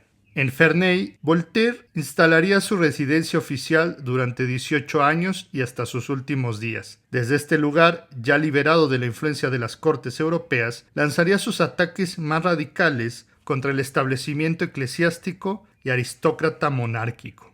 Voltaire veía una amenaza en la propagación de la filosofía de Leibniz, primero porque reivindicaba un racionalismo de corte cartesiano al que ya se había enfrentado, pero sobre todo porque la filosofía de Leibniz representaba una defensa del teísmo. Recordemos que el teísmo es la creencia en un Dios personal, que además de crear al mundo, tiene una injerencia en la historia y en la vida de las personas. El Dios teísta suele asociarse con el Dios de las religiones, y en el caso de Leibniz, con el Dios cristiano. En este sentido, la defensa del teísmo implica otorgar herramientas a las estructuras religiosas eclesiásticas y a validar como una fuente certera de conocimiento a las sagradas escrituras. Sin embargo, el punto débil del teísmo había sido desde tiempos de Epicuro el llamado problema del mal. Si Dios es bueno, entonces ¿por qué hay maldad en el mundo? Para salvar este problema, Leibniz había inaugurado una rama de estudio filosófico, la teodicea, que pretendía justificar la existencia de un Dios benévolo y omnipotente en un mundo donde existe el mal. Su solución es la propuesta de que vivimos en el mejor de los mundos posibles, un tema que ya hemos revisado en un video anterior. Con todo, dice Leibniz, este sigue siendo el mejor mundo que pudo haber diseñado Dios, y con esto se podría salvar el teísmo y con ello el Dios de las religiones. Además de ello, Leibniz defendió la idea que todo evento que acontece en el universo sucede por una razón. Todo efecto tiene una causa, dispuesta por Dios desde siempre, en lo que se conoce como la teoría de la armonía preestablecida. Voltaire, más que responder en el plano cosmológico o metafísico, confronta a Leibniz en un terreno humano y social. Es decir, ¿qué implicaciones tiene la teoría de Leibniz desde un punto de vista personal? ¿Cómo afecta la vida de las personas? Además de ello, la teoría de Leibniz tiene fuertes implicaciones políticas. La creencia en un Dios que se involucra activamente en el mundo, como el Dios teísta, hace posible la justificación tanto de la doctrina del derecho divino de los reyes, como de la fundamentación de religiones organizadas y sociedades eclesiásticas. No solo eso, la idea de que vivimos en el mejor de los mundos posibles conduce a una complacencia personal y social, pues si ya todo está armónicamente preestablecido, entonces no queda más que aceptar el orden social, el mandato de los reyes absolutistas, la condena de la Iglesia, y justificar así atrocidades e injusticias sociales. A propósito de ello, hubo un acontecimiento que impresionó profundamente tanto a Voltaire como a los europeos de la época. Se trata del devastador terremoto de Lisboa de 1755, un cataclismo que destruyó la ciudad y arruinó a la nación de Portugal. El sismo aconteció el 1 de noviembre, un día feriado, en honor al Día de Todos los Santos, a las 9:30 de la mañana. Las iglesias estaban atiborradas. Los fieles asistían a misa cuando ocurrió el sismo, y aquellos que no perecieron por el colapso de las edificaciones lo hicieron por los incendios generados por las veladoras que en ese día solemne se encendían a los santos difuntos. Un tsunami con olas de entre 6 y 20 metros de altura terminó de engullir a los sobrevivientes. Si pensamos en la existencia de un Dios que participa activamente en el mundo, resultaba particularmente desconcertante que este ser generara tal devastación en una de las naciones más piadosas y en una fecha tan solemne. Lisboa quedó devastada, murieron 1 de cada 3 personas. La destrucción fue casi absoluta. ¿Qué Dios sería capaz de mandar tal atrocidad? ¿Cómo se explica la arbitrariedad del sufrimiento y muerte de tantos inocentes? Escribió Voltaire en su poema sobre el desastre de Lisboa. ¿Qué crimen, qué culpa cometieron esos niños sobre el seno materno, aplastados y sangrientos? ¿Tuvo Lisboa, que ya no es, más vicios que Londres, que París en los deleites hundidos? Lisboa queda hundida y en París se baila. Nuestro mundo está lleno de calamidades, guerras, pandemias, terremotos, asesinatos. Y a Voltaire le parecía demasiado inocente y simplista defender la postura del optimismo filosófico, como se le llamaba a la teoría de Leibniz. Esto lo terminó plasmando en su obra más leída y conocida, la novela del Cándido. Se trata de una sátira donde Voltaire se burla de las convenciones de su tiempo, de la nobleza, la monarquía, de los católicos y protestantes, así como de un puñado de naciones, ingleses, alemanes, franceses, turcos, otomanos, incluso hasta de los criollos españoles en el Nuevo Mundo. Pero, sobre todo, la obra ridiculiza la postura de Leibniz. Después de observar tantas atrocidades que le suceden a Cándido, el personaje principal, este le pregunta a sus seres cercanos: si este es el mejor de los mundos posibles, ¿cómo serán los otros? Considerando todas estas calamidades, parece una ingenuidad la posición filosófica de Leibniz.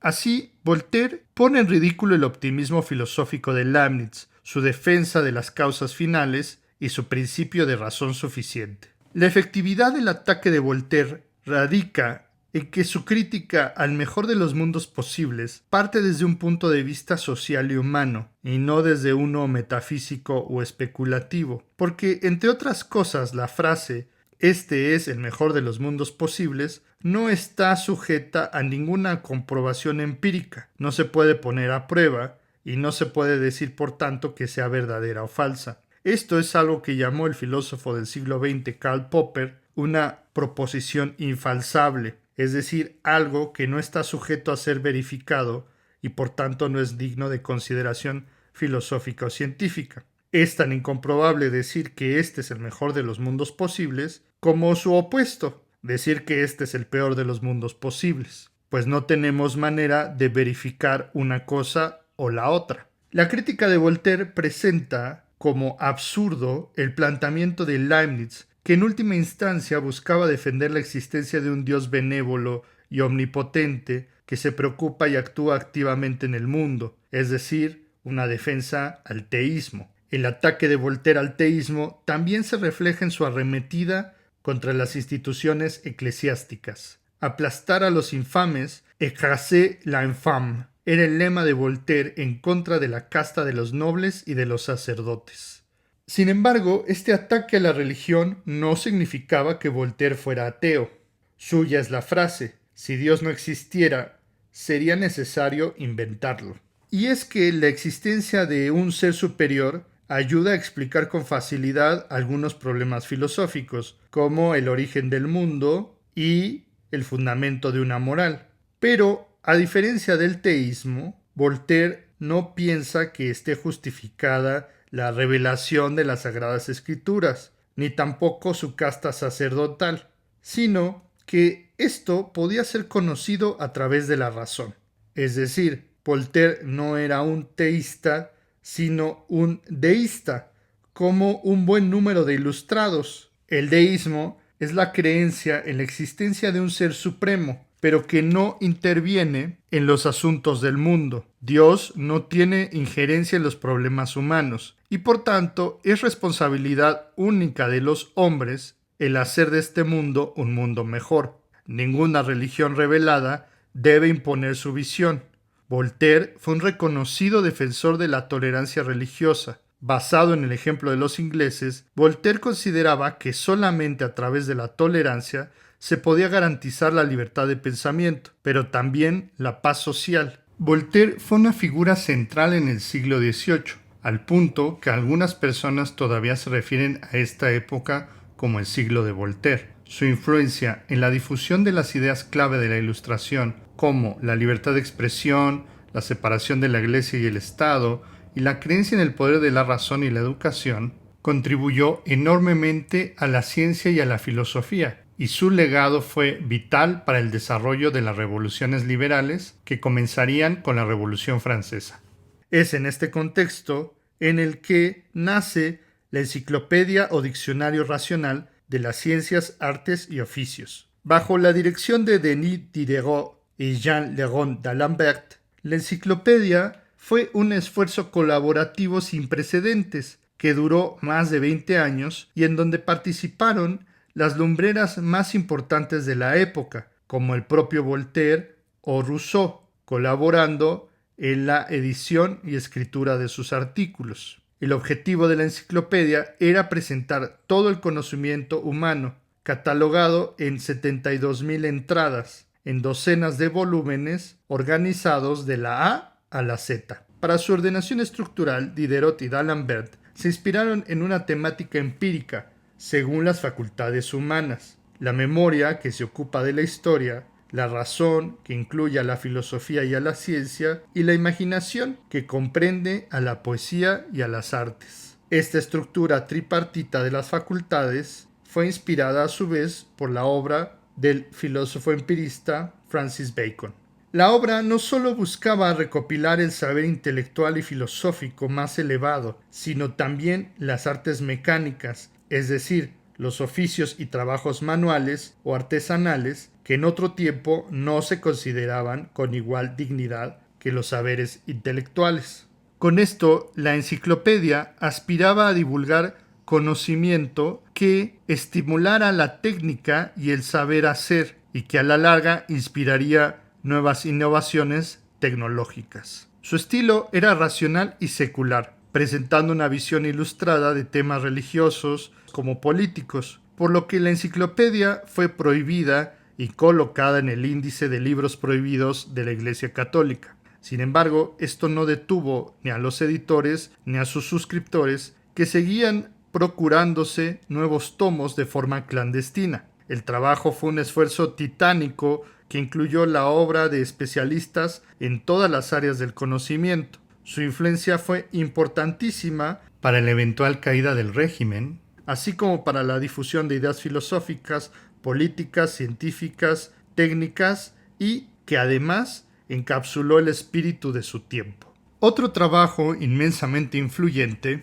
fue El espíritu de las leyes, escrito por Charles-Louis de Secondat, señor de la Brède, pero también conocido como el Barón de Montesquieu, uno de los pensadores políticos más influyentes de toda la historia.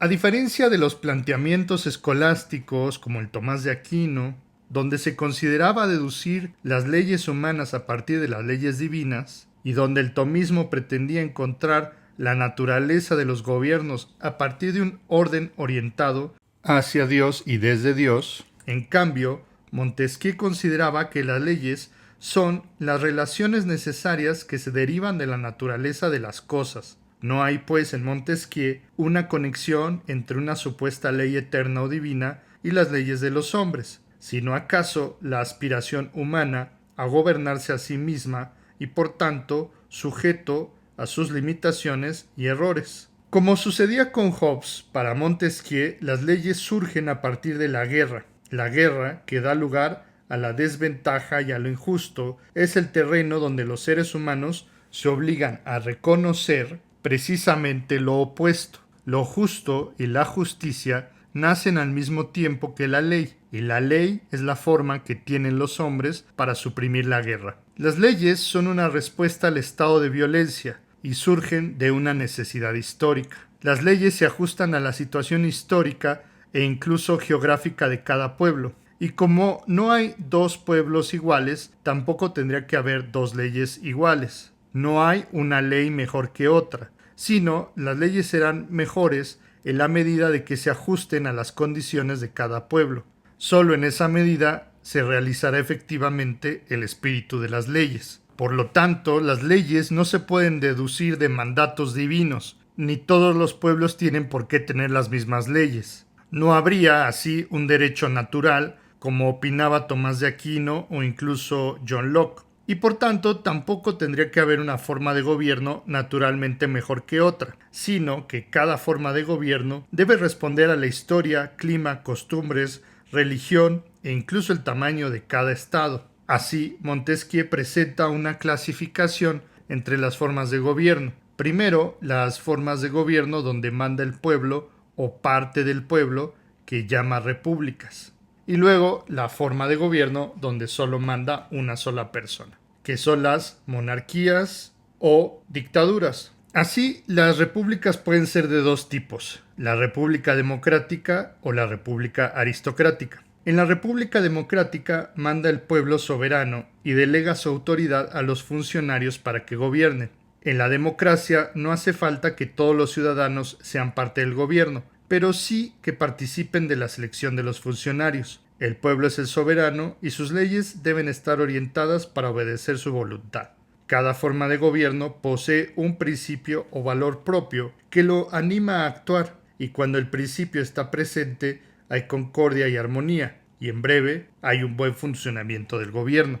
El principio que anima a la República Democrática es para Montesquieu la virtud, que consiste en que los ciudadanos amen a su república y sus leyes. La virtud implica la igualdad, pues se considera que todos los ciudadanos deben tener las mismas ventajas y el mismo trato. Si hay virtud, entonces puede funcionar la democracia. El segundo tipo de república es la aristocracia, donde solo gobierna parte del pueblo. En esta forma de gobierno son solo algunos cuantos, los nobles, los que toman las decisiones. Por naturaleza es una forma de gobierno donde hay desigualdad y por tanto el principio que lo anima debe ser la moderación.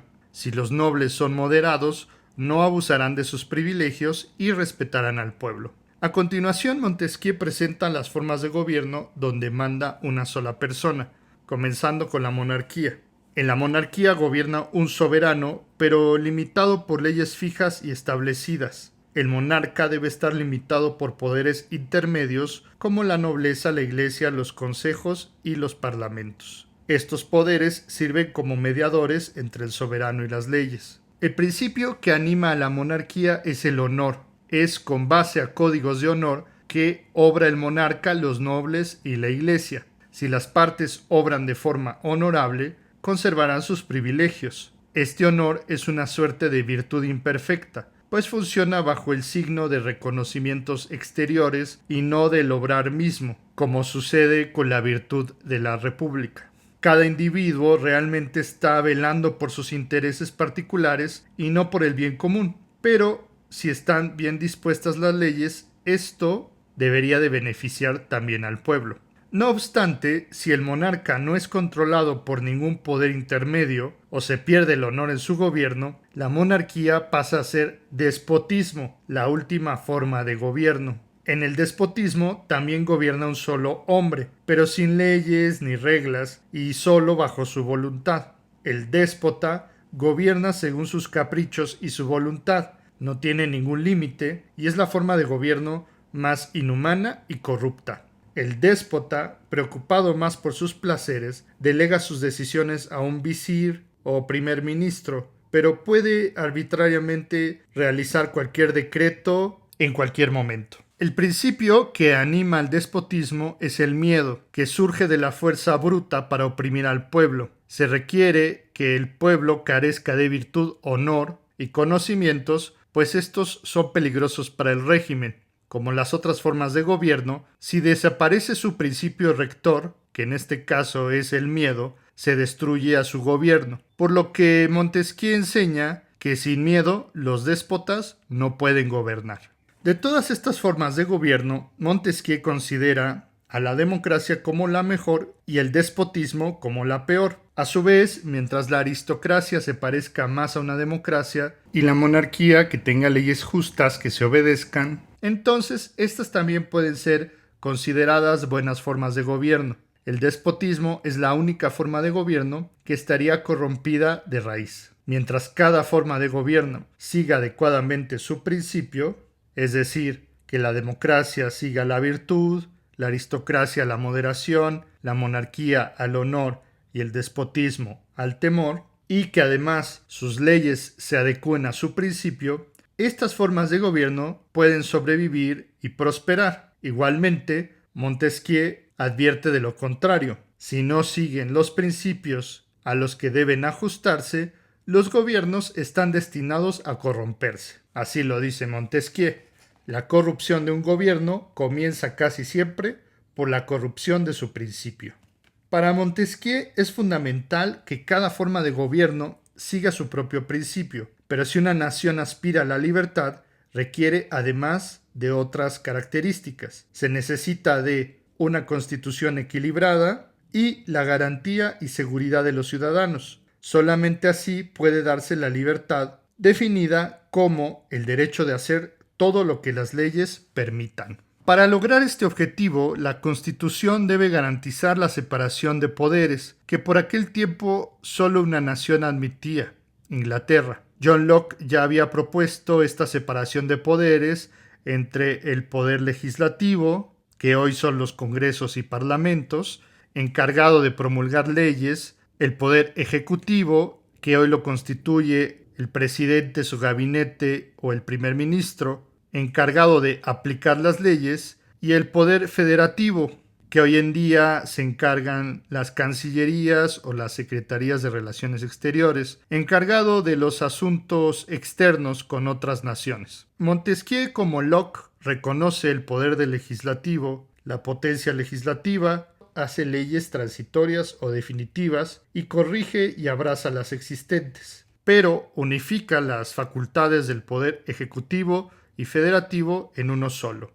La potencia ejecutiva hace la paz o la guerra, envía o recibe embajadas, establece la seguridad pública y previene las invasiones. Hoy el Ejecutivo también realiza las funciones de lidiar con las potencias exteriores. Esto deja espacio para un tercer poder independiente, que Montesquieu va a identificar como el poder judicial. Se castiga a los criminales o se determina las disputas que surgen entre los particulares.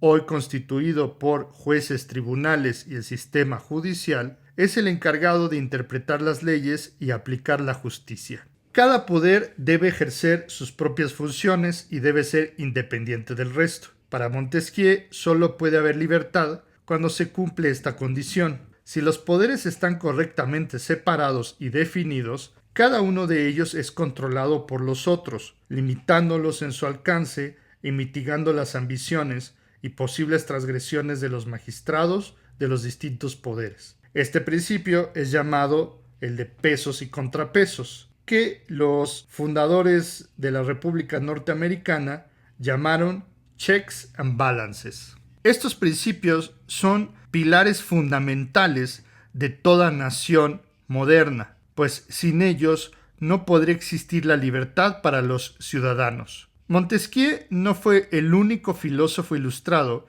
que tuvo una enorme influencia en el campo de la política. Hubo otro cuyas ideas influyeron absolutamente y que fueron cruciales para el desarrollo del republicanismo. Sus ideas sirvieron de inspiración para la Revolución Francesa. Kant lo llamó el Newton de la moral. Nos estamos refiriendo a Jean-Jacques Rousseau, Juan Jacobo Rousseau. A pesar de ser considerado un ilustrado, Rousseau fue un autor que tuvo notables diferencias con sus contrapartes. Para comenzar, nació en Ginebra, una ciudad en la actual Suiza, que entonces era una república independiente. Ginebra, una pequeña ciudad-estado, influyó en la forma en que Rousseau veía el gobierno, siendo así, por ejemplo, mucho más abiertamente partidario del republicanismo que sus colegas franceses. Rousseau no tuvo una educación formal, fue un autodidacta, lo cual pudo incidir en que su pensamiento fue mucho más independiente, libre e incluso crítico con la propia Ilustración. Rousseau denunció los males de la sociedad, la razón, la cultura y la civilización, a contracorriente del pensamiento ilustrado convencional, lo cual le ganó severos comentarios y burlas, siendo célebre, por ejemplo, la polémica y pugna que sostuvo con Voltaire. Hijo de un relojero que le inculcó el amor por la lectura, Rousseau escapó de su natal Ginebra en su adolescencia. Desarrolló un gusto por la música que le valió para sostenerse como libretista y corrector de partituras. Conoció a Diderot y colaboró con la enciclopedia, escribiendo artículos de música y de economía política. Sin embargo, su verdadero despertar intelectual llegaría de forma casual. La Academia de Dijon organizó un concurso de ensayos en torno a la pregunta si el restablecimiento de las ciencias y las artes han contribuido a mejorar las costumbres. Esta pregunta tendría un significado muy relevante en la vida de Rousseau, al punto que declaró que a partir de esta pregunta recibió una epifanía, la idea central de toda su vida intelectual que se resume en la frase: el hombre es bueno por naturaleza, la sociedad lo corrompe. Es entonces que escribe su discurso sobre la ciencia y las artes, ganando el concurso y recibiendo el reconocimiento de sus pares con una tesis original. A contracorriente del pensamiento dominante, Rousseau propone que el llamado progreso cultural en ciencias y artes no ha redituado en el mejoramiento moral del ser humano. Por el contrario, los déspotas y los gobiernos se sirven de la cultura para justificar su opresión. Escribe Rousseau: las ciencias, las letras, las artes extienden guirnaldas de flores sobre las cadenas que los atan, anudan en los hombres el sentimiento de libertad original para el que parecieran haber nacido, y les hacen amar su esclavitud y les convierten en lo que suelen llamar pueblos civilizados. Para Rousseau, las artes y las ciencias van acompañadas de una corrupción moral. Antes de la civilización, los seres humanos vivían vidas rústicas pero naturales, sin estar contaminados por el velo pérfido de las cortesías y por todos esos adornos viciosos de la moda. En un segundo ensayo, aún mejor logrado que el primero, Rousseau profundiza sobre estos temas. En su discurso sobre el origen y los fundamentos de la desigualdad entre los hombres, o conocido simplemente como el segundo discurso, Rousseau se pregunta ¿por qué, si somos aparentemente más civilizados que los hombres llamados salvajes, somos en realidad menos libres? ¿Cómo es que el hombre llega a corromperse? Rousseau explica que en un principio el hombre, como el resto de los animales, posee un principio de autoconservación que llama amour de soi, amor de sí, acompañado de una repugnancia natural al sufrimiento e incluso de una compasión natural. Para Rousseau, el hombre natural evita el conflicto con otros animales y humanos y solo reconoce los bienes más sencillos: comida, seguridad, sueño y reproducirse. En este entonces, el ser humano es solitario y autosuficiente. Busca poco y evita la violencia a la que solo acude para protegerse. Conforme los seres humanos comienzan a congregarse en comunidades, también comienza un impulso de competencia para acaparar recursos y parejas sexuales. Un momento que en otra de sus obras, El Emilio, Rousseau comparará con el desarrollo sexual en la adolescencia y la búsqueda de aventajar a los rivales para conseguir una pareja. Es en este momento que aparece un nuevo afecto, distinto a ese instinto natural de preservación que llamábamos amor de sí. Este nuevo afecto es llamado, en cambio, amour-propre, amor propio, que bien podemos entender como orgullo o vanidad. Se trata de un afán de reconocimiento por parte de cada individuo que busca ser tratado con respeto especial por sus pares. Este amor propio empuja a los seres humanos a compararse con los demás, buscando la admiración y respeto de opiniones ajenas. Para Rousseau, el amor propio es la raíz de todos los males del hombre, y es un afecto que solamente aparece con la sociedad. Los hombres naturales, en cambio, no conocen nada de ese amor propio y por eso desconocen la vanidad, el orgullo y la envidia. Para esto, Rousseau se inspira en la noción del buen salvaje, con el ejemplo de los nativos americanos y otros pueblos originarios. Rousseau se da cuenta que estos pueblos, aparentemente menos civilizados, son más libres y no poseen las envidias ni los males de los hombres civilizados. En cambio, este hombre llamado civilizado ya no puede contentarse consigo mismo, sino que necesita de la admiración de los demás, lo que da lugar al odio y envidia cuando otros no le otorgan el reconocimiento que cree que merece. Por ese afán de admiración, el amor propio da lugar a la competencia y a la apropiación desmedida de los recursos. Es aquí donde encontramos el origen de la propiedad privada, y este a su vez constituye el origen de la desigualdad. Rousseau dice: el primero al que tras haber cercado un terreno se le ocurrió decir «esto es mío» y encontró personas lo bastantemente simples para creerle, fue el verdadero fundador de la sociedad civil. ¿Cuántos crímenes, guerras, asesinatos, miserias y horrores habría ahorrado al género humano quien, arrancando las estacas o rellenando las zanjas, hubiera gritado a sus semejantes: «Guardaos de escuchar a este farsante! Están perdidos si olvidan que los frutos son de todos y que la tierra no es de nadie».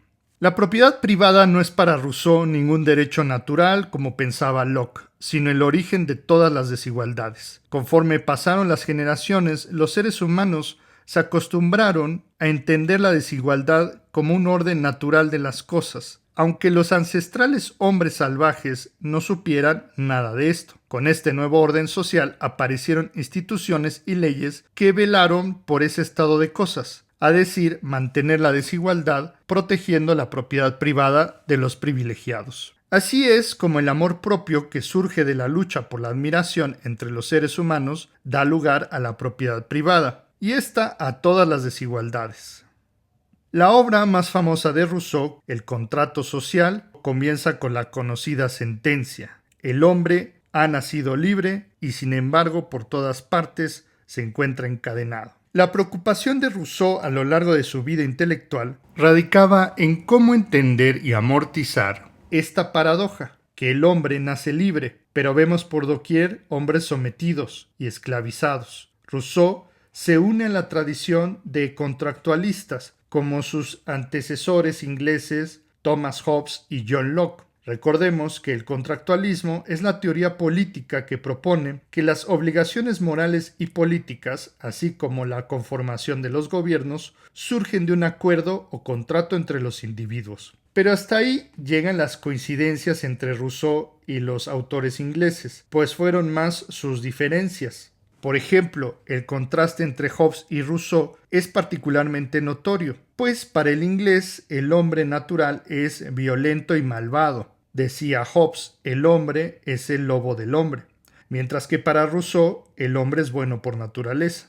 Así, para Hobbes el contrato social es la única forma de civilizar al ser humano, mientras que para Rousseau es la única forma de mitigar las injusticias inherentes propias del hombre social. La consideración política de Hobbes y Locke recaían en los derechos del individuo. Para los ingleses, el ser humano es un sujeto político unitario que no quiere ver sus derechos afectados y por eso se somete a un pacto social. Hobbes y Locke defienden un derecho individual o un derecho privado. En cambio, Rousseau desplaza el interés del pacto social de un individuo a toda una colectividad. Para Rousseau, el objeto de la política va más allá de la defensa de derechos individuales, sino que además reside la expresión de lo que es mejor para la comunidad en todo su conjunto. Esto es la voluntad general, uno de los conceptos más importantes de Rousseau, y que no debe entenderse como una simple suma de voluntades individuales. La voluntad general no puede ser reducida a lo que la mayoría desea. En cambio, la voluntad general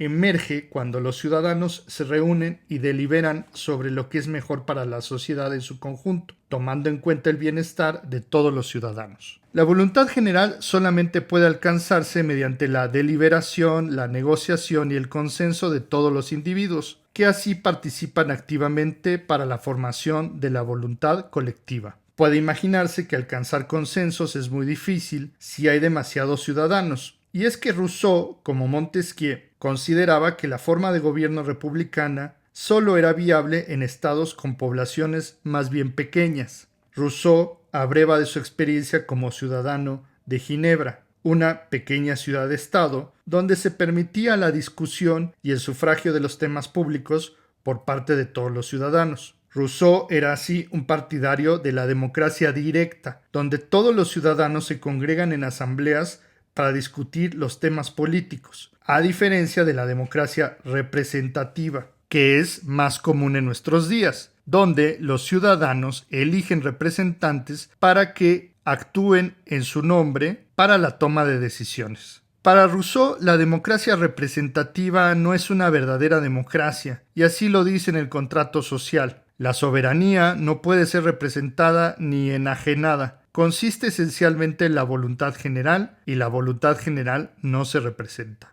Si la voluntad general se refiere al interés de la sociedad en su conjunto, también la podemos entender como la expresión de la soberanía, otro concepto fundamental de Rousseau. La soberanía es el poder supremo, inalienable, indivisible y legítimo. Es, digamos, la última instancia y legitimidad de todo gobierno. La gran innovación de la posición política de Rousseau es que para él la totalidad de la soberanía radica en el pueblo. El soberano en Rousseau no es una sola persona, como un rey o un monarca, sino que todo el pueblo es soberano, o dicho de otro modo, para Rousseau, soberano y ciudadano son sinónimos. Es por esta razón que Rousseau no cree en la democracia representativa, pues la soberanía no puede delegarse, cada ciudadano la ejerce y todo ciudadano debe ejercerla. Así, la constitución del gobierno no es como pensaba Hobbes, la elección de un monarca, donde las partes renuncian a la soberanía con tal de obtener seguridad. No es un contrato, dice Rousseau, sino una ley, donde el pueblo, que es el soberano, elige a los depositarios de un poder ejecutivo que no es amo del pueblo, sino su servidor. Los miembros del gobierno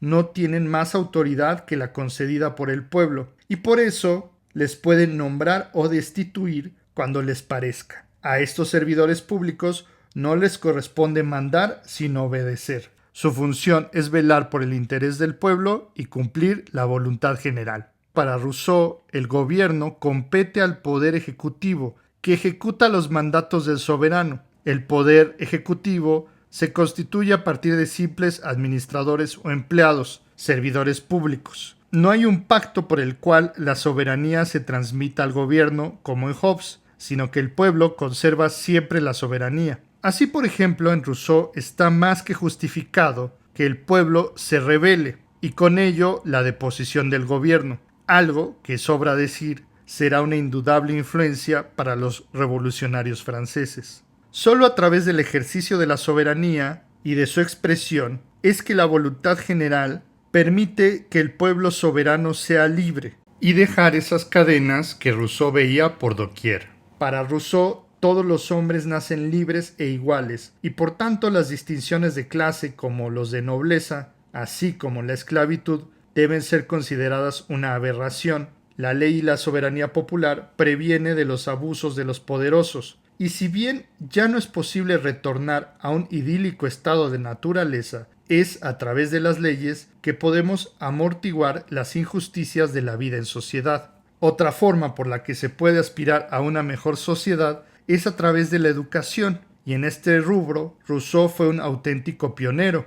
En 1762, el mismo año del contrato social, se publica su obra El Emilio o de la educación. Ahí Rousseau trata un tema vital y que no se había explorado con este rigor desde la antigüedad. El texto es un ejercicio intelectual donde se relata el desarrollo que Rousseau consideraría ideal para un niño que Rousseau llama Emilio. Pasando por su nacimiento, niñez, juventud y matrimonio, Rousseau plantea lo que se consideraría una educación óptima. En su época, como sucede muchas veces también en la nuestra, la educación se dejaba al cuidado de las instituciones, ya sean religiosas o gubernamentales. Rousseau considera que la virtud no puede enseñarse a punta de catecismo o consigna política. Si seguimos su máxima de que el hombre es bueno por naturaleza y la sociedad lo corrompe, entonces una verdadera educación sería aquella que conserva la bondad natural del ser humano que se expresa en el niño. Su aprendizaje será mejor si se realiza de la forma más natural posible, permitiendo la experiencia directa y la interacción con su entorno. Debe permitirse al niño explorar y experimentar, respetando su libertad y su autonomía, y que se eduque desarrollando sus propios intereses. Para Rousseau, la educación debe basarse en la experiencia directa de la naturaleza, radica en un aprendizaje activo y autónomo. Se respeta la autonomía y la individualidad del niño y se rechaza la autoridad y la coerción en la educación. En el Emilio, Rousseau defiende ideas pediátricas y pedagógicas que hoy consideramos completamente normales, pero que en su tiempo fueron escandalosas y sujetas a persecución, como que las madres debían amamantar a sus propios bebés, pues esto es lo más sano y natural. Lo mismo respecto al amor romántico como una forma de transgresión de las normas sociales, según lo presentó en su novela Julia o La nueva Eloísa. Allí Julia, una mujer casada, se enamora de su tutor, haciendo alusión a la historia medieval de Eloísa y Pedro Abelardo. El matrimonio se consideraba entonces una elección de las familias sin que los novios tuvieran mucha elección, pero en esta obra Julia se encuentra confrontada por los sentimientos que alberga hacia su maestro. Esta novela se hizo increíblemente popular al grado de ser la obra más vendida del siglo XVIII. Lo que Rousseau plasma en sus obras es un regreso a lo natural y el rescate de aspectos olvidados y reprimidos por la sociedad. Por ejemplo, la importancia de una niñez inocente, el énfasis en las emociones, las pasiones, el valor de nuestra vida interior, como también lo plasmó en su célebre autobiografía Las Confesiones. El regreso a una vida simple y natural representó una férrea crítica a la civilización y a la sociedad. Sin dejar de ser un ilustrado, Rousseau también es considerado un prerromántico, precisamente por su postura en favor a los afectos, lo natural, la inocencia y las emociones. Sin embargo, el movimiento romántico no tomará forma sino décadas después de la muerte de Rousseau, lo que lo convierte en un autor verdaderamente adelantado a su tiempo. La única y original postura de Rousseau le hizo enemigos entre los conservadores, quienes prohibieron sus obras y le obligaban a cambiar de ciudad, amenazándolo de arresto y ejecución. Pero también se ganó adversarios entre los ilustrados progresistas, dado que Rousseau cuestionaba el supuesto de que la cultura, las artes o la razón conducían siempre a un progreso moral. El mismo Voltaire fue un acérrimo rival, quien le espetó, refiriéndose a su segundo discurso: nunca se usó tanto talento en querer hacernos bestias. Dan ganas de caminar en cuatro patas cuando se lee su obra. Y es que la postura de Rousseau respecto al regreso a la naturaleza y el buen salvaje representa una afrenta tanto para el conservadurismo religioso, su doctrina del pecado original, que proponía que el hombre era malo desde su inicio, como para los ilustrados, que sólo comprendían a la moralidad en el contexto de un hombre racional,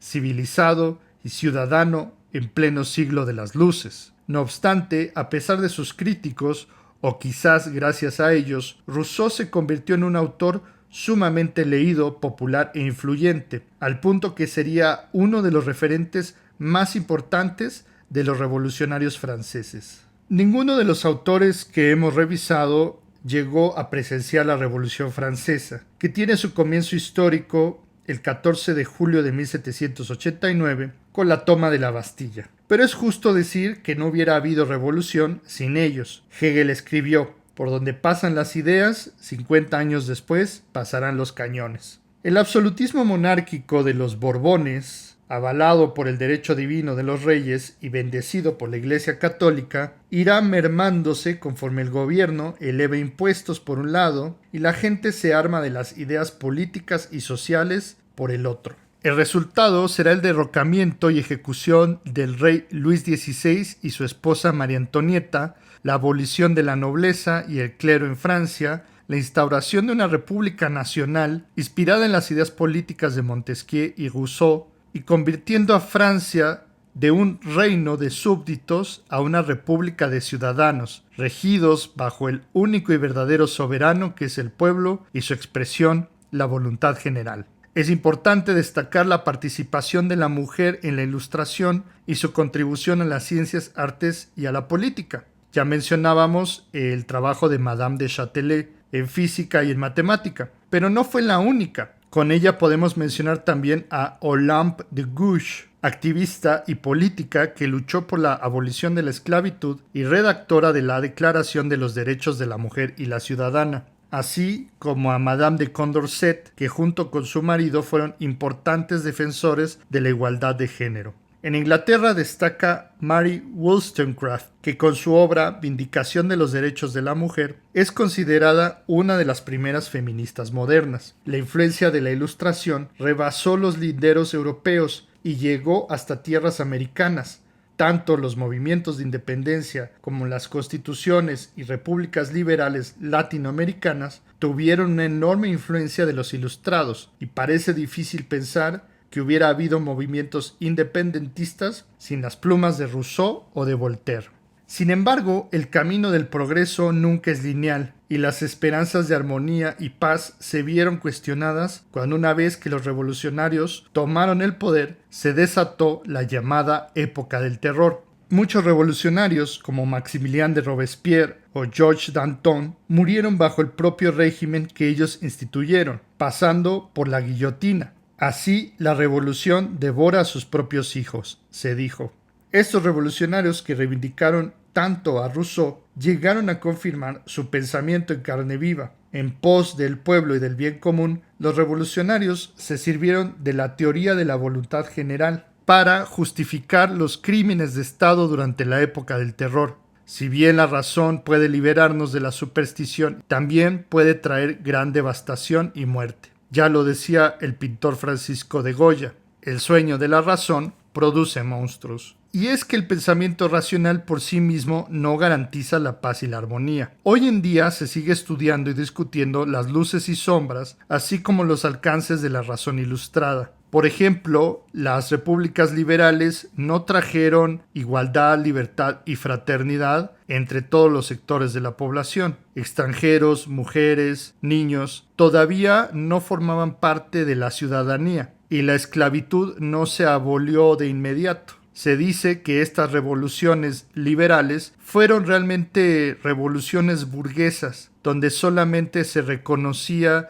el derecho de los varones burgueses y propietarios, y todavía tendrá que esperar bastantes décadas el mundo para observar verdaderas repúblicas que garanticen los derechos de todas las personas. Durante el siglo XX se criticó duramente el proceso de la Ilustración, y una obra especialmente importante para ello fue la Dialéctica de la Ilustración, escrita por los autores de la Escuela de Frankfurt, Theodor Adorno y Max Horkheimer. Pero esto es motivo de discusión para otro momento. Como recomendaciones bibliográficas tenemos de Voltaire, Las cartas inglesas, Elementos de la filosofía de Newton, Diccionario filosófico, Tratado sobre la tolerancia y Cándido o el optimismo.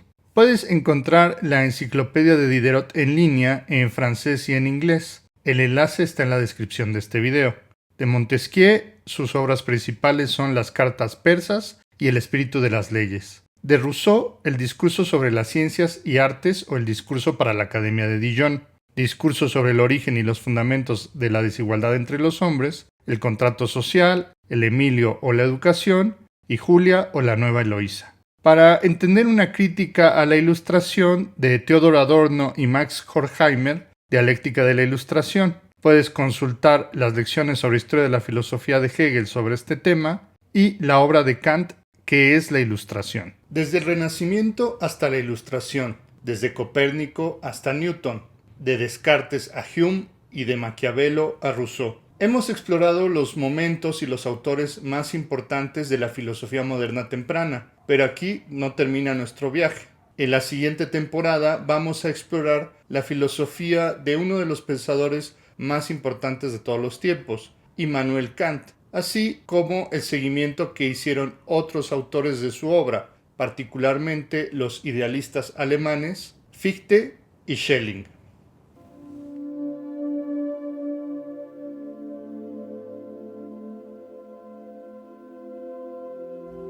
Quiero agradecer a todas las personas que hacen posible la realización de estos videos, a los suscriptores y especialmente a los patrones de este canal.